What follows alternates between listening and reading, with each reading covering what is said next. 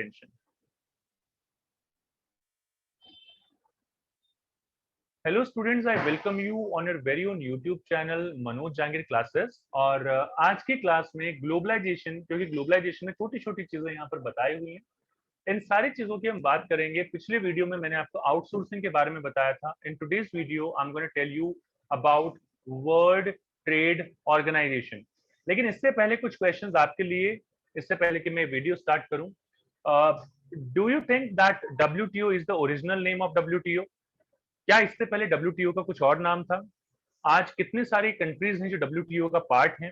And what are the benefits which India is getting by becoming a member of WTO? क्या ऐसे benefits हैं जो India को मिल रहे हैं? That's what we are going to discuss in this video. And इसमें जो है 2019 में CBSE में एक क्वेश्चन भी पूछा गया था। और WTO वैसे आपका बिजनेस स्टडीज में भी मेरे ख्याल से आपका एक टॉपिक है, तो ये टॉपिक वैसे ही इंपॉर्टेंट हो जाता है आप लोगों के लिए, that what is the role of WTO, क्या करता है ये, क्या इसके ऑब्जेक्टिव्स हैं। तो यहाँ पर सबसे पहले हम लोग डिस्कस करते हैं दैट WTO की फुल, WTO यानी कि वर्ल्ड ट्रेड ऑर्गेनाइजेशन। WTO की शॉर्ट फॉर्म है, वर्ल्ड ट्रेड ऑर्गेनाइजेशन की शॉर्ट फॉर्म है WTO। It was started in 1995। Year याद रखिए, क्योंकि इस बार जो पेपर आने वाला है आप लोगों का एग्जाम में, उसमें डेट वाइज क्लासिफिकेशन, क्रोनोलॉजी भी पूछी जा सकती है। तो डेट वाइज क्वेश्चंस भी आएंगे, आते रहते हैं। अगर आपको कुछ एक्सपीरियंस करना है IED के क्वेश्चंस को, तो मैंने MCQ क्वेश्चंस के कुछ बोर्ड एग्जाम बेस्ड कुछ क्वेश्चंस मैंने बनाए हैं, MCQs, उनको आप गो थ्रू कर सकते हैं। तो ईयर जरूर याद रखिए, क्योंकि क्रोनोलॉजी बेस्ड क्वेश्चंस पूछे जाते हैं काफी बार कि 1921 में क्या हुआ था, ग्रेट ईयर ऑफ डिवाइड। 1907 में क्या हुआ था, टाटा आयरन स्टील कंपनी। 1935 में क्या हुआ था, टाटा एयरलाइंस। टाटा एयरलाइंस आपको NCERT में मिलेगी अगर आप ध्यान देंगे तो। इसके अलावा 1995 में पूछ लिया जाएगा, तो अलग इस तरीके से आपको क्रोनोलॉजी बतानी होगी। ये 1907 ऊपर आएगा, रेलवे स्टार्टेड इन इंडिया, ऐसे करके इस तरीके की चीजें पूछी जा सकती हैं आपसे। सो रेडी रहिए उस चीज के लिए। So in 1995, to replace general agreement on trade and tariffs, GATT, इसमें CBSE में यही क्वेश्चन आया था। CBSE 2019 में पूछा गया था that what GATT is also known as, इसी तरीके से कुछ था। तो GATT वर्ल्ड ट्रेड ऑर्गेनाइजेशन बोला जाता है इसको।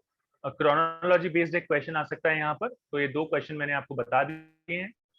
It is an international organisation that promotes foreign trade, foreign trade को प्रमोट करने के लिए बनाया है, एंड फॉरेन इन्वेस्टमेंट, कि फॉरेन इन्वेस्टमेंट्स भी इंक्रीज हो। ये आप अपनी कंट्री है, यहाँ से बाकी दूसरी कंट्री के साथ आप ट्रेड करें और इन्वेस्टर्स आए और आप भी वहां पर इन्वेस्ट करें। This is the objective of WTO. The another objective of WTO is it aims at removal of tariff and non-tariff barriers to foreign trade. So when you are trading, when a country A is trading with country B, with country C and D, तो ये आपस में trade, free trade करें, कोई barriers ना हो, less barriers हो, इस तरीके से आपस में, मतलब हर एक कंट्री जो है वो कनेक्टेड हो। So it aims at removing the tariff and non-tariff barriers so that foreign trade can be made easy. WTO discourages bilateral trade. Bilateral trade को WTO कभी भी appreciate नहीं करता है. It always supports multilateral trade agreements. तो bilateral trade agreements को support नहीं करता है, discourage करता है। Multilateral trades हो, बहुत सारी countries के बीच में हो, तो ज्यादा अच्छा रहता है, ट्रेड भी इंक्रीज होता है और हर एक कंट्री को बेनिफिट भी मिलता है। छोटी छोटी चीजें जो आप लोगों को जरूरी है वर्ल्ड ट्रेड ऑर्गेनाइजेशन के बारे में समझना जरूरी है।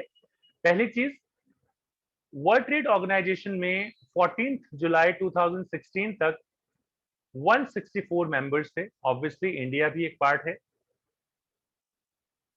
All member countries get most favoured nation status. This will help us to increase our trade with other countries. तो अगर आपको मोस्ट फेवर्ड नेशन का टैग मिल जाता है, स्टेटस मिल जाता है, you can easily trade with those countries. उन countries के साथ आप आराम से ट्रेड कर सकते हैं। WTO promotes multilateral trade agreements. एक से ज्यादा कंट्रीज, दो से ज्यादा कंट्रीज के साथ आप ट्रेड करें, दो से ज्यादा कंट्रीज आपस में ट्रेड करें, that is what we call multilateral trade agreement. इसके बारे में मैंने एक सेपरेट वीडियो बनाया हुआ है, आप चाहें तो डिस्क्रिप्शन में या कार्ड सेक्शन में जाके प्लेलिस्ट में चेक कर सकते हैं।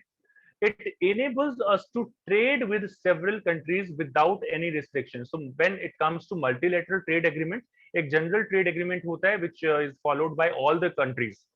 ऐसा नहीं है कि बायलैटरल ट्रेड की तरह जो है आपस में म्यूचुअली कुछ टर्म्स एंड कंडीशंस डिसाइडेड होती हैं। काफी सारी कंट्रीज होती हैं एंड यहाँ पर हर एक कंट्री के लिए एक जनरल ट्रेड एग्रीमेंट होता है। They'll have to follow that all the rules and regulations which are mentioned there.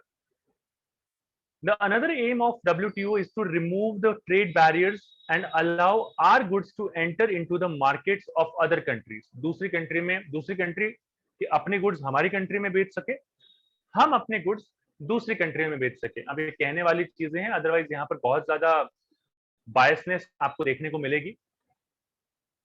The next point is WTO also aims at increasing the production capacity, कि एक कंट्री की production capacity को increase किया जाए।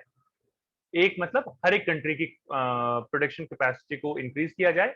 और protection of environment, it also talks about the environment protection as well. और ये सारी चीजें इंडिया को बेनिफिट करती हैं। इंडिया अगर WTO का मेंबर है तो it can represent the other underdeveloped countries at world level, at global level। तो उस पॉइंट ऑफ व्यू से यहाँ पर कहा जाता है कि भाई अगर इंडिया एक मेंबर है WTO का, then it's a very good thing. ये जो है रिप्रेजेंट करता है जितने भी डेवलपिंग कंट्रीज हैं और अंडर डेवलप्ड कंट्रीज हैं, and it may influence WTO to make policies in favour of such countries as well.